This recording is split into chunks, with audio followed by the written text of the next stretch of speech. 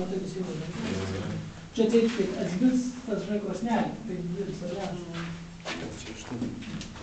O čia yra po 5 rytinė detalės išlikusios maždaug, žinai, čia yra nuo to apeta pagrindinis kremulys spienas, matai, jis visas išdarskys ir laužas.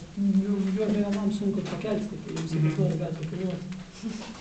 O šitas daiks mes galvom, kas iš pradžių jis yra toks, o pasirodys yra kėdutė, kur sakiau, kur nutaikytojai sėdėdavo. Viena būdavo žemesnė, kita aukštesnė, nes vienas būdavo aukščiau žinai, tas rankinas sukinėja tik žemiau žinai.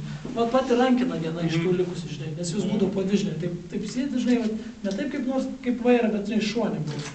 Po dvi rankinas yra žinai. Čia irgi nuo to pačio žinai, ten tos detalės, čia tos smulkesnės rastas, čia bekas ant žinai, bevalant teritoriją žinai.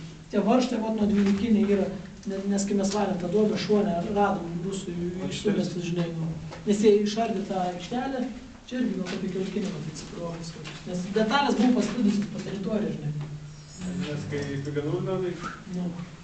Nes dar mes palikom vamžę detalę tokią, jau nepanešėm tą momentą, nežinau, mašiną apkruom.